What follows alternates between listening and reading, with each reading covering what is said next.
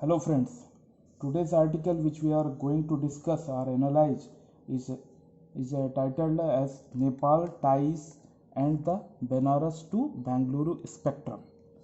This piece is published in Hindu on June 17th, 2020, and the author of this title is uh, by Manjeev S. Puri. So, this piece basically discusses the relationship between India and Nepal. And we know what happened recently related to the constitutional amendment which Nepal did, where they included Indian territory. So, in that background, this piece is written, and here, as usual, it is consist of my analysis consists of 3 point A, B, C, and C mostly contain about the background of the India Nepal relationship. So this background I hope most of you are familiar with. So what basically the movement here is that the India and Nepal relationship is not static, it is changing, and this changing nature of Nepal and India relationship, basically that change or the dynamics is captured in this piece. So what we will do, first we will analyze the India and Nepal relationship. So what we see that this relationship is a historical relationship. It has a long history, and how this relationship over a period has built up. And we also know that Nepal is a landlocked country. Nepal do not have access to sea water, so it all the goods are all the trade happens via India. Nepal Nepali people और Indian people के बीच में strong tie है, फैम people to people tie is there, and Nepal और India के बीच में ओपन बॉर्डर की सिचुएशन है, means not only for goods but for people also to move from one place to another place, from India to Nepal or Nepal to India, and they can move freely and they can get job also. So many Nepalese people come to India for job and for many other activities. So this kind of situation India and Nepal के बीच में है. और जो नेपाल का trade है, because geographical proximity होने की वजह से, लैंड लॉक कंट्री होने की वजह से, और हिस्टोरिकली एक रिलेशनशिप होने की वजह से, जो इंडिया और जो नेपाल के बीच में जो ट्रेड है, जो नेपाल का ट्रेड इंडिया के साथ में है, वो almost 2/3 of its total external trade है. तो मतलब डोमिनेंटली नेपाल जो एक्सटर्नल ट्रेड करता है वो इंडिया के साथ में करता है. और इंडिया नेपाल में इन्वेस्ट करने वाला सबसे बड़ा इन्वेस्टर है. India is the largest investor in Nepal. So India Nepal में कहाँ कहाँ इन्वेस्ट कर रहा है? मोस्टली इन्वेस्टमेंट जो है हाइड्रो इलेक्ट्रिक फील्ड में है, क्योंकि वहाँ पर नेपाल में सारे ग्लेशियर और सारे सोर्स हैं नदियों के, तो वहाँ पर काफ़ी हाइड्रो इलेक्ट्रिसिटी जनरेट करने की पोटेंशियल है. और अभी सिचुएशन ऐसी है कि नेपाल में इलेक्ट्रिसिटी डेफिसिट है और वो इंडिया से इलेक्ट्रिसिटी इंपोर्ट करते हैं, लेकिन उनके पास में हाइड्रो इलेक्ट्रिसिटी की ह्यूज पोटेंशियल है, जो इंडिया के द्वारा इन्वेस्टमेंट करके वो उस कैपेसिटी, उस पोटेंशियल को एक्सप्लॉइट करने का प्रयास किया जा रहा है. और नेपाली जो रुपी है वो इंडियन रुपीज़ के साथ में टाइड है, तो उसकी वजह से वो जो नेपाली करेंसी है उसमें एक स्टेबिलिटी है. तो ये एक हम देख रहे हैं कि इस तरीके का इंडिया और नेपाल का एक घनिष्ठ संबंध है, जो कि जिसका हिस्टोरिकल एस्पेक्ट है. और पहले लोग जो नेपाली इंटेलेक्चुअल थे या एलीट थे, वो सारे इंडिया में पढ़े लिखे हुए थे. जैसा कि ऑथर ने बताया कि बनारस यूनिवर्सिटी का किस तरीके से इंटेलेक्चुअली शेप करने में योगदान था नेपाली लोगों का. लेकिन ये सिचुएशन अब चेंज हो रही है. चेंज क्या हो रही है, इसको हमने इस स्टेप में, सेकंड जो हमारा स्टेज है मॉडल का, उसमें हमने कवर किया है. तो अब हम देखते हैं कि इंडिया भी चेंज हो रहा है और जापान भी चेंज हो रहा है, और ये चेंजेस की वजह से रिलेशनशिप की जो डायनामिक्स है वो पहले जैसे नहीं है। अब रिलेशनशिप भी में भी नए चैलेंजेस आ रहे हैं और रिलेशनशिप भी में भी एक ट्रांसफॉर्मेशन हो रहा है। तो किस तरीके के चेंजेस आ रहे हैं यहाँ पर ऑथर ने मैंने कैप्चर करने का प्रयास किया as per author writing. Nepal अभी भी एक पुअर कंट्री है जिसकी per capita income less than $1000 है, दैट इज वन फैक्ट। और हमने देखा है कि नेपाल का जो पॉलिटिकल कैरेक्टर था वो भी चेंज हुआ है, not that much far away but recently वो मोनार्की से डेमोक्रेसी में गए हैं और they become secular country. Earlier Nepal was the only Hindu country, now they become secular country. तो ये जो पॉलिटिकल चेंज हुआ मोनार्की से डेमोक्रेसी में, हिंदू किंगडम से एक सेकुलर डेमोक्रेसी में, ये चेंजेस हम नेपाल में देखते हैं।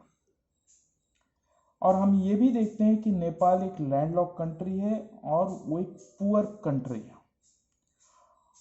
पुअर कंट्री और socially unequal country become the breeding ground, जैसा it is suggested in article कि वो एक ब्रीडिंग ग्राउंड बन जाता है लेफ्टिस्ट आइडियोलॉजी के लिए। आर्टिकल कहता है और as it is said that when in any society or in any country if people are poor, society is unequal, it is a breeding place for leftist political ideology to take root। और वैसा ही हम वहाँ पर नेपाल में देख रहे हैं, वहाँ पर लेफ्टिस्ट आइडियोलॉजी माओइस्ट है और वो क्लेम भी कर रहे हैं कि उन्होंने मोनार्की ख़त्म की, डेमोक्रेसी लेके आए। और इन सारी चीज़ों के पीछे बैकग्राउंड ये है कि नेपाल एक पुअर कंट्री है जहाँ पर कि leftist ideology, because for leftist ideology if people are poor or society is unequal, this become a capital for leftist ideology to thrive। Similarly, international NGOs, तमाम तरीके के NGOs for the services for doing all kind of goods to the society, particularly Christian missionary, they are also coming so for the propagating of their Christian religion। so यहाँ पर हम देखते हैं कि एक पॉलिटिकल फ्रंट में अगर आप पुअर कंट्री हो तो politically you will be it will be a breeding place for leftist ideology to thrive। and similarly अगर आप पुअर कंट्री हो, सोसाइटी अनइक्वल है या मैनी अदर उसमें सोसाइटिकल इल हैं, तो अगेन सम मिशनरी और NGO will come for propagating their work और their religion. So this is the background we are seeing here which is happening in Nepal. और नेपाल में migration बहुत है क्योंकि वहाँ की इकोनॉमी, वहाँ के रिसोर्सेस और वहाँ की जो जोग्राफिकल पोजीशन ऐसी है कि वहाँ पर वो अपने विद इन कंट्री वो इंडस्ट्री या वो एम्प्लॉयमेंट जनरेट नहीं कर पाते हैं, इसलिए वो माइग्रेट करते हैं। पहले हमने देखा था कि लोग चूँकि ओपन बॉर्डर सिचुएशन है तो वो इंडिया में आते थे, लेकिन अब सिचुएशन ये नहीं है कि वो केवल इंडिया की तरफ ही आ रहा है, बल्कि they are spreading across the world. और वो काफ़ी सारा पैसा वापस जो वो कमाते हैं वो वापस अपने कंट्री नेपाल में भेजते हैं। तो एक रेमिटेंस भी वहाँ की इकोनॉमी में एक मेजर फैक्टर है। आर्टिकल सेज कि around at an estimated $8 billion global remittance account for nearly 30% of Nepal's nominal GDP. तो सबसे मतलब देख रहे हैं कि 30% ऑफ जीडीपी, नेपाल की GDP is coming from remittance. So it is making most remittance dependent country in the world. सो आप देख रहे हो कि लोगों के माइग्रेशन से और रेमिटेंस से नेपाल को किस तरीके से फायदा हो रहा है। इसके साथ हम देख रहे हैं कि कई एक्सटर्नल फैक्टर, पर्टिकुलरली चाइना का रोल जो नेपाल पे है। हिमालय को हम एक बॉर्डर एक जियोग्राफिकल बैरियर कंसिडर करते थे, लेकिन वो जियोग्राफिकल बैरियर अब पहले जैसा स्ट्रांग नहीं है, क्योंकि चाइना के पास में काफ़ी रिसोर्स हैं और विल पावर है, जिसने उसने अब चाइना और नेपाल के लिए एक्सेस एक नया ओपनिंग क्रिएट कर लिया है, जिससे China can enter into Nepal और can influence whatever the political और इकोनॉमिक फ्रंट में। तो चाइना का एक फैक्टर यहाँ पर हम देखते हैं कि जो चेंजिंग नेचर हो रहा है जो नेपाल का, उसमें एक इन्फ्लुएंस के तौर पे प्ले हो रहा है। इन सारी चीज़ों के पीछे हम देखते हैं कि नेपाल में एक एंटी इंडिया सेंटिमेंट्स है। उसके कई रीजन हो सकते हैं, उसका साइकोलॉजिकल रीजन भी हो सकता है, एक सेंस ऑफ इंफीरियरिटी कॉम्प्लेक्स हो सकता है, क्योंकि कंपेयर टू इंडिया वो काफ़ी छोटा है और कई तरीके के छोटे स्टेट के अपने इंफीरियरिटी कॉम्प्लेक्स होते हैं, जिसको वहाँ के पॉलिटिकल जो इकोसिस्टम है, जो पॉलिटिकल पार्टीज हैं, उसने एक्सप्लॉइट किया है in the name of nationalism, which is basically anti-India sentiment which they package it as a nationalism। और यही चीज वहां पर ऑथर सजेस्ट करता है कि हो रही है। और जो एक पीपल टू पीपल बॉन्डिंग थी, उसकी वजह से वीकन हो रहा है, क्योंकि अब चूंकि या तो कम्युनिकेशन या ट्रांसपोर्ट या एक ग्लोबल इकोनॉमी जिस तरीके से ग्लोबलाइज्ड हो रही है, उसकी वजह से नेपाल के पास में दूसरे एवेन्यूज भी हैं, वो इंडिया से ही लिमिटेड तक नहीं है, और उनके नेचर ऑफ जॉब भी चेंज हो रहे हैं। तो इन सारे फैक्टर्स जो कि ग्लोबल इकोनॉमी में प्ले हो रहे हैं और जो अलग दूसरी कंट्रियों से जो इन्वेस्टमेंट आ रहा है, उसकी वजह से नेपाल और इंडिया की जो पीपल टू पीपल बॉन्डिंग थी, या एक जो डिपेंडेंसी थी, या एक जो प्रेफरेंशियल ट्रीटमेंट था, वो चीज़ों में एक वीकनिंग आ रही है, वो वीकेन हो रहे हैं over a period.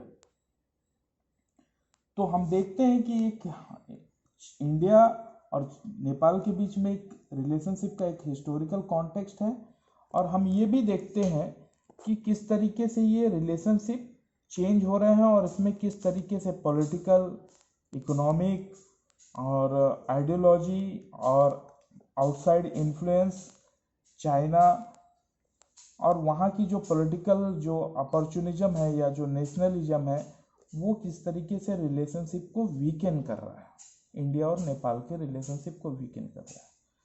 So author ये सजेस्ट करता है कि ये जो इंडिया और नेपाल के रिलेशनशिप है, इसको रीबूट करना चाहिए, इसको एक हमें फिर से एक नया डायनामिज्म देना चाहिए, और इंडिया को वो जो नेपाल का जो कैरेक्टर जो चेंज हो रहा है, एक एस्पिरेशनल नेपाल या एक जो वहाँ की जो डायनेमिक्स है, इंटरनल पॉलिटिकल डायनेमिक्स है, उसके लिए माइंडफुल होना चाहिए।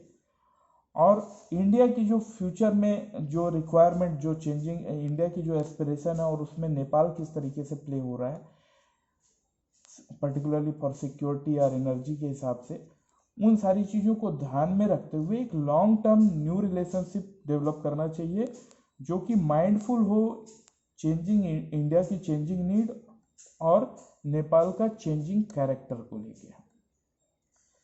तो ये एक पहला पीस था जिसको मैंने एनालाइज किया, और now I will go to the second piece.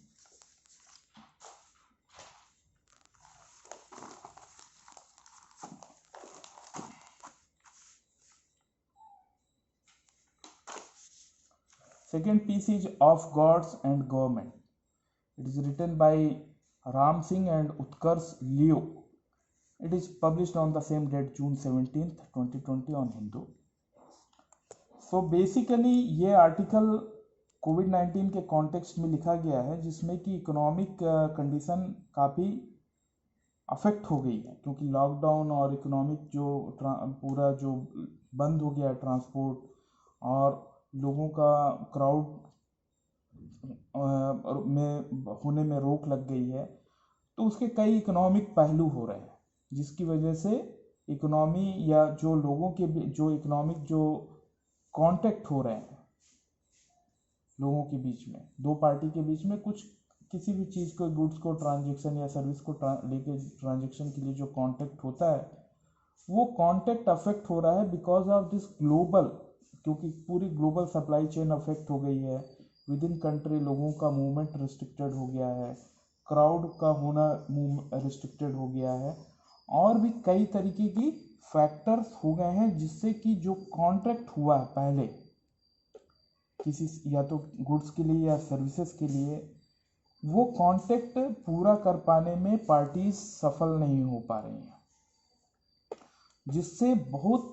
जिसका बहुत इम्प्लीकेशन है, क्योंकि वो एक डिस्प्यूट का कारण बनता है, उसमें एक लिटिगेशन इन्वॉल्व होता है, उसमें अननेसेसरी की एनर्जी और समय और कॉस्ट इन्वॉल्व होता है, और उसकी वजह से वो हम इकोनॉमिक ग्रोथ होने की बजाय और उसमें एक तरीके से वो हैम्पर करता है।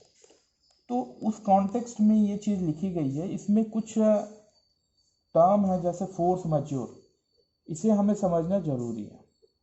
जब कोई दो पार्टी आपस में कांटेक्ट करती हैं तो उनके बीच में जो कांटेक्ट होता है उसमें किसी चीज़ का ट्रांजैक्शन होता है, और उस ट्रांजैक्शन के बेसिस पे एक पार्टी दूसरे पार्टी को पे करती है अगर वो उससे वो सर्विसेज या गुड्स अवेल करती है। लेकिन चूंकि ये कोई कोविड-19 सिचुएशन की वजह से अगर दूसरी पार्टी अपने कमिटमेंट को पूरा नहीं कर पाती है तो एक डिस्प्यूट की सिचुएशन बनती है। इससे कई सारे लॉसेस भी हैं। वो डिस्प्यूट का रेजोल्यूशन किस तरीके से किया जाए, तो उसमें एक टर्म है फोर्स मैज्योर। ये बेसिकली एक इवेंट है जो कि दोनों पार्टी के कंट्रोल के बाहर की चीज़ है। Is an event that is beyond the control of parties and render contractual performance impossible, like war, right, strike, act of God और एक्ट ऑफ गवर्नमेंट।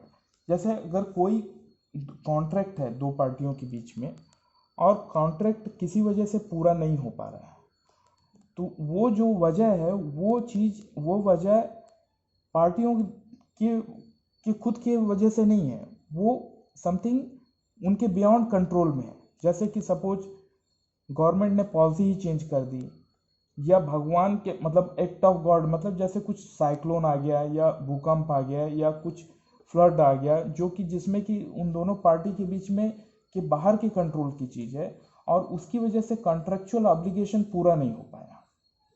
तो उन सारी कंडीशन को डील करने के लिए कॉन्ट्रैक्ट में एक फोर्स मैज्योरे करके क्लॉज रहता है जो कि डिस्प्यूट को रिड्यूस कर देता है, और जो कॉन्ट्रैक्ट में जो रिस्क रहता है उसमें जो रिस्क को भी इफिशिएंटली वो एलोकेट कर देता है। क्योंकि आप using this event of force majeure, other party can claim कि ये जो उसने कॉन्ट्रेक्चुअल ऑब्लिगेशन पूरा नहीं किया है वो उसने अपनी वजह से नहीं किया है, but because of act of God और एक्ट ऑफ गवर्नमेंट वो कॉन्ट्रेक्चुअल ऑब्लिगेशन को पूरा करने में असमर्थ है। इसमें उसकी पर्सनल कोई गलती नहीं है।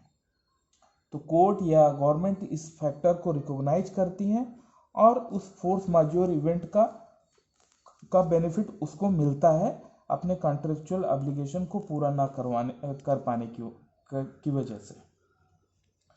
अब ये जो फोर्स मैज्योर कॉन्सेप्ट है, ये फोर्स मैज्योर कॉन्सेप्ट कोविड-19 सिचुएशन में किस तरीके से इकोनॉमिक जो कंडीशन है उसको अफेक्ट कर रहा है, किस तरीके से कॉन्ट्रैक्ट में जो फेल्यूर हुआ है, कॉन्ट्रेक्चुअल ऑब्लिगेशन में जो फेल्यूर हुआ है उसको रिजॉल्व करने में किस तरीके से मददगार दे रहा है, या किस तरीके से इसका मिसयूज भी हो रहा है।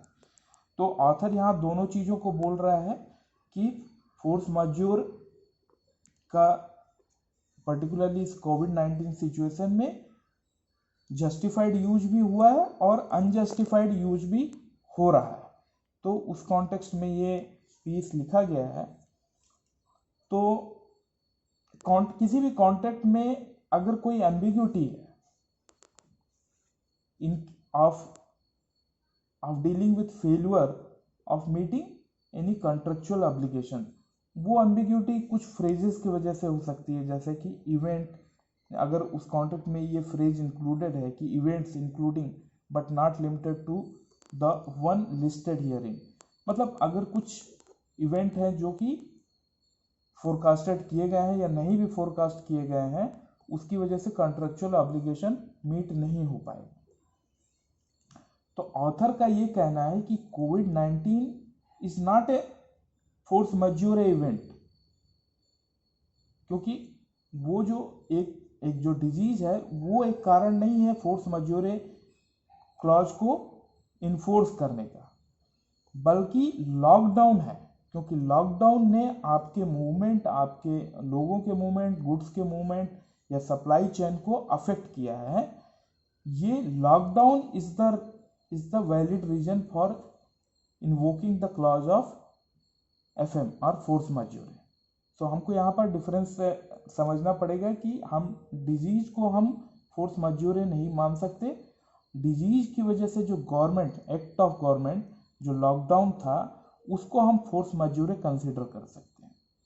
वो जस्टिफाइड है कि आप लॉकडाउन की वजह से आपने कॉन्ट्रेक्चुअल ऑब्लिगेशन में जो आपको परफॉर्मेंस देना था वो नहीं दे पाए, या आपने डिले में परफॉर्मेंस दिया। ये it is a justified reason कि आपने लॉकडाउन की वजह से आप अपनी कॉन्ट्रेक्चुअल ऑब्लिगेशन नहीं मीट कर पाए। लेकिन कुछ कॉन्ट्रैक्ट ऐसे हैं जिसमें भी अगर FM का क्लॉज नहीं है, फोर्स मज्यूरे का क्लॉज नहीं है, तो भी वहां पर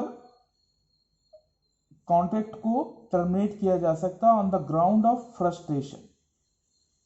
अभी ग्राउंड ऑफ फ्रस्ट्रेशन क्या है कि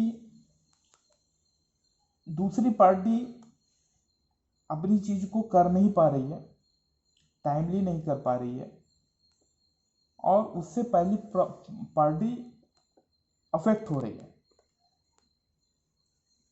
तो ये भी एक रीजन है। It work similarly to what force majeure act की आप यहाँ पर तो nature of act of God या एक्ट ऑफ क्या कहते हैं एक्ट ऑफ गवर्नमेंट को हमने इन्वोक किया था, लेकिन यहाँ पर हम ग्राउंड ऑफ फ्रस्ट्रेशन को भी यूज कर सकते हैं कि अगर दूसरी पार्टी कॉन्ट्रेक्चुअल ऑब्लिगेशन को मीट नहीं कर रही है, because of that the other party got frustrated and that become the ground for termination of contract. So किसी भी कॉन्ट्रैक्ट को टर्मिनेट करने के लिए we can invoke force majeure और we can invoke the ground of frustration, और ये दोनों चीज़ों को इवेल्युएट किया जाता है। क्योंकि ये ऐसा नहीं है कि आप कभी किसी भी सिचुएशन में इन दोनों चीज़ों को आप इन दोनों क्लॉज को या इन दोनों कंडीशन को यूज करके आप कॉन्ट्रैक्ट टर्मिनेट कर सकते हो। क्योंकि that event where you have invoked this either force of majeure or force of ground of frustration, that will be subjected to context and fact। आप ये justified होना चाहिए कि आपने ये जो क्लॉज यूज किया है कॉन्ट्रैक्ट को टर्मिनेट करने का, वो सही कॉन्टेक्स्ट में किया है और it is based on fact. लेकिन ऑथर का कहना है कि ये जो चीजें हैं, खासकर FM को लेके जो कॉन्ट्रैक्ट रिवोक करने के लिए जो क्लॉज यूज किया गया है, कई हमेशा वैलिड रीजन के लिए नहीं हो रहा, बल्कि कई डूबियस रीजन भी की वजह से भी लोग अपनी कॉन्ट्रेक्चुअल ऑब्लिगेशन पूरा नहीं कर रहे हैं और वो अनजस्टिफाइड तरीके से क्लॉज ऑफ फोर्स मज्यूरे इन्वोक कर रहे हैं, जो कि जस्टिफाइड नहीं है। जैसे कि अगर सपोज किसी की शॉप रेंट में, शॉपकीपर ने किसी से रेंट में अपनी शॉप ली हुई है और शॉपकीपर वो उसका रेंट नहीं दे पा रहा है क्योंकि लॉकडाउन की वजह से पूरे इकोनॉमिक एक्टिविटी बंद हो गई। तो वहां पर ऑथर कह रहा है कि शॉपकीपर वो उसको उस फोर्स मज्यूरे को एज ए क्लॉज यूज नहीं कर सकता है, इसलिए कि वो रेंट ना दे। तो यहाँ पर बेसिकली हर चीज़ों को एनालाइज करना पड़ेगा उसके कॉन्टेक्स्ट में, उसके फैक्ट में, क्योंकि यहाँ पर समझने वाली बात यह है कि कोई भी आप बिजनेस एक्टिविटी करते हैं तो उसमें एक इनहेरेंट रिस्क इन्वॉल्व होता है। आपको ये देखना है कि जो रिस्क आपने इन्वॉल्व किया है, जो रिस्क आपने लिया है, वो रिस्क आपका पर्सनल रिस्क होता है, वो रिस्क को आप एफएम में ट्रांसफर नहीं कर सकते हो। तो किसी भी बिजनेस एक्टिविटी या किसी भी बिजनेस एडवेंचर में एक इनहेरेंट रिस्क होता है। जितना वो इकोनॉमिक में एक रिस्क का एक फिलॉसफी है कि आप जितना रिस्क लेते हो आपके प्रॉफिट होने के उतने ज़्यादा चांसेस होते हैं, और अगर आप कम रिस्क लेते हो तो आपको कम प्रॉफिट मिलता है। तो जो एडवेंचरस या जो चीज़ लोग करते हैं इकोनॉमिक फ्रंट में, कोई स्टार्टअप है या कोई भी चीज़ है जिसमें कि उसके फेलियर होने के चांस है और सक्सेस होने के भी चांस है, तो फेलियर और सक्सेस होने का रिस्पॉन्सिबिलिटी वो पर्सन की है जो कि वो रिस्क ले रहा है। तो वो रिस्क आप फोर्स मैज्योर में कन्वर्ट नहीं कर सकते हो। तो यहाँ बेसिकली हमको ये समझना पड़ेगा कि किसी बिजनेस या एक्टिविटी में या किसी कॉन्ट्रैक्ट में रिस्क पर्सनल था या risk happened and this thing happened due to force majeure. So यहाँ पर बेसिकली काफ़ी सारी चीज़ें किसी भी केस को एनालाइज करने के लिए हमको उसका कॉन्टेक्स्ट या उसका फैक्ट समझना है। हमको ये समझना है कि कौन सी चीज़ें फोर्स मैज्योर में इंक्लूडेड करनी है, कौन सी चीज़ें as a part of business transaction या part of overall business risk environment के हिसाब से कंसिडर करनी है। इन सारी चीज़ों को ध्यान में रखते हुए भी हमको डिसीजन लेना है। इसमें इंश्योरेंस भी ज़्यादातर आपके लिए हेल्प नहीं करेगा, क्योंकि बेसिकली इंश्योरेंस क्या है, फिजिकल डैमेज को कवर करता है, और आप कोविड-19 सिचुएशन में आपका कोई फिजिकल डैमेज नहीं हुआ, बेसिकली वो लॉकडाउन की वजह से हुआ। तो insurance also is not going to help business party इसमें। तो अब हम यहाँ पर देख रहे हैं कि force majeure in many cases force majeure is also not applicable, insurance also is not supporting. तो उस केस में दो पार्टी अपने केस को कैसे रिजॉल्व करें, तो उसके लिए ऑथर का सजेशन ये है कि निगोशिएशन या मेडिएशन, क्योंकि ये दोनों स्टेक होल्डर हैं किसी भी बिजनेस के लिए, दोनों की डिपेंडेंसी है, और दोनों का बेनिफिट इसी में है कि एक मिडिल ग्राउंड फाइंड किया जाए जिसमें दोनों आपस में रिस्क या जो लॉस है उसको भी शेयर कर सकें, ना कि अपने प्रॉफिट को या अपने लॉस को कम करने के चक्कर में वो दूसरे पार्टी को बिजनेस से आउट ही कर दे, जिससे कि वो लॉन्ग टर्म में उनको ही लॉस होगा, क्योंकि ओवरऑल इकोनॉमिक स्थिति आपकी और उससे डिग्रेड होगी। तो निगोशिएशन जो कि एक आर्ट है, एक स्किल है, और वो बेसिकली इस तरीके से किया जाता है कि म्यूचुअली एक्सेप्टेबल एक वे आउट हम निकालते हैं। क्योंकि हमने देखा कि लीगली भी एफएम या इंश्योरेंस के इंस्ट्रूमेंट हमारे लिए हेल्पफुल नहीं हो रहे हैं, तो हमको तीसरा रास्ता निगोशिएशन का चुनना चाहिए और एक कॉमन ग्राउंड फाइंड करना चाहिए दो पार्टी के बीच में, जिसमें कि वो रिस्क को भी वो लोग या जो लॉस है उसको भी वो शेयर करते हैं और इकोनॉमिक एक्टिविटी कंटिन्यू रहती है। ऐसा नहीं होता है कि उसमें से एक पार्टी एग्जिस्ट करना ही बंद कर देती है because of so much loss he suffer. तो ये एक रिलेवेंट आर्टिकल है जो कि अभी की इकोनॉमिक कंडीशन या अभी जो डिस्प्यूट रेजोल्यूशन के लिए जो केसेस पाइल अप हो रहे हैं उसको सॉल्व करने के लिए एक अच्छा मॉडल बन सकता है, क्योंकि निगोशिएशन एक बहुत ही इम्पॉर्टेंट चीज़ है, क्योंकि हर चीज़ों को आप लीगल फ्रेमवर्क में नहीं ला सकते हो। कई चीज़ें आपको निगोशिएशन में छोड़नी पड़ती है, और निगोशिएशन करना भी अपने आप में एक स्किल है, वो एक अपने आप में एक कैरियर ऑप्शन भी हो सकता है कई लोगों के लिए। तो इस हिसाब से हम डिस्प्यूट रेजोल्यूशन कर सकते हैं, क्योंकि इससे हम इकोनॉमिक ग्रोथ को सपोर्ट ही करेंगे। इसकी वजह से डिस्प्यूट की वजह से इकोनॉमिक ग्रोथ हैम्पर नहीं होगी, और ये रिस्क को शेयर करने में आसानी देगा। This conclude my second analysis of the Hindu article. अगर आपको ये वीडियो अच्छा लगता है तो आप इसे लाइक कीजिए और शेयर कीजिए। धन्यवाद।